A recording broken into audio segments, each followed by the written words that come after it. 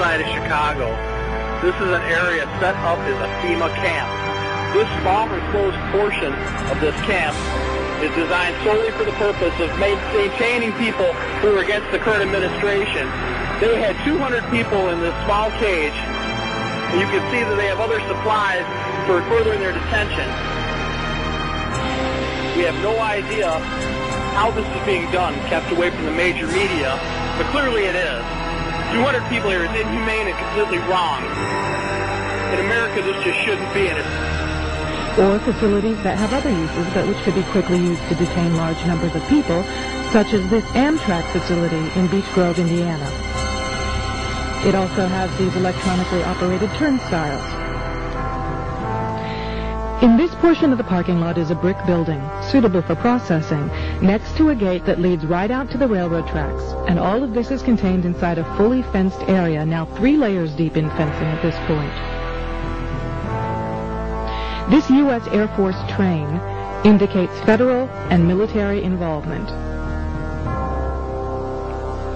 This facility was supposed to have closed in June of 1993, yet instead several $1 million in federal funds have been spent on supposed renovations over the past 2 years. This small building is the only way into a particular fenced area.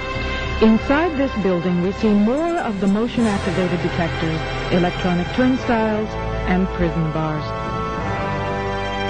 Outside this building is fencing and a cattle run section of fence, all topped by barbed wire, pointing inward, not to keep people out, but to keep people in.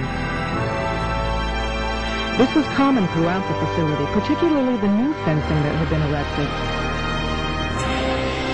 Inside the fenced area on the other side of the building, you'll see signs that say Red Zone, right up next to the railroad tracks that run the length of the fenced area. Next to the Red Zone sign, you can see closely numbered markers on the fences that are too closely spaced to be parking markers, just as if they plan to have people line up to board the train. Even as we were filming, a black helicopter flew over us, observing what we were doing, which has happened many times when we have been at the facility. The gas lines and gas pipes at the facility run the length of the buildings and come out at some very, very large, brand-new furnaces that have been installed at the buildings throughout the facility. This tower, overlooking the entire facility at one end of the facility along the railroad tracks, also has a radio antenna on it with a ladder up inside of it. It would make an excellent watchtower.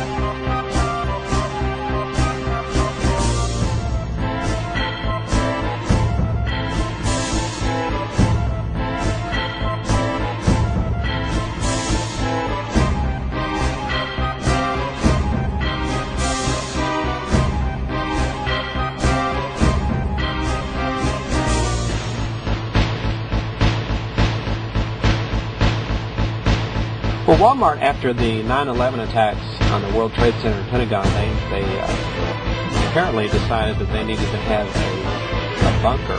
There's a facility for the Walton family in case of an apocalyptic attack, a residence that they can live in and reside in case they had to do that. There's a helipad behind the facility back there where they can come in by helicopter, and there's satellite uplink dishes back behind the facility.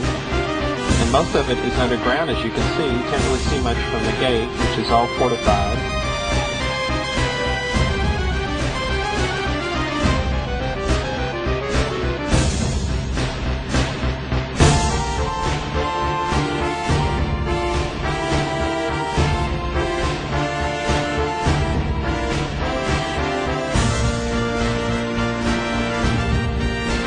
You end up with a vacant building of the size that most businesses can fill. So you have a huge building that sits vacant for months and years.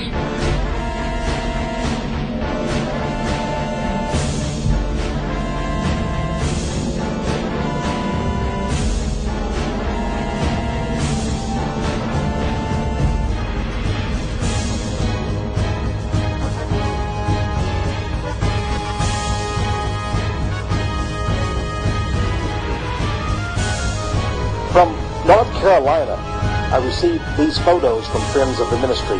I'm going to go over each one very carefully. This couple told me that they, as they were driving in the small town of Pine Bluff, North Carolina, they came upon, sitting on, nearby, there on the railroad tracks, this huge double-decker, these train cars. And they were curious about them. And they went back home and got their camera and came back. There were no guards around to stop them from investigating, so they decided to do a little bit of spy activity there. This shows you how very large this railroad car is. You can see the woman standing beside it. Notice these are like no railroad cars I've ever seen. We managed to take a picture through a crack of the inside of the railway car. Notice the chains. They appear to look like shackles. I want you also, my friends, to see what appear to be seats or benches on either side. My friends, if this was a cattle vehicle, cattle don't need padded benches, do they? This looks like this is going to transport human beings. She said also, the cars are well vented. They have lots of air holes.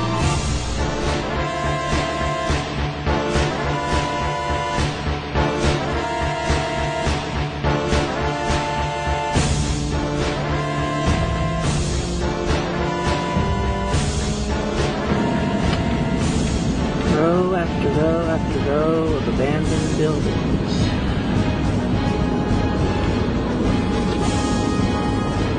And ever more housing sitting here, waiting for something to happen.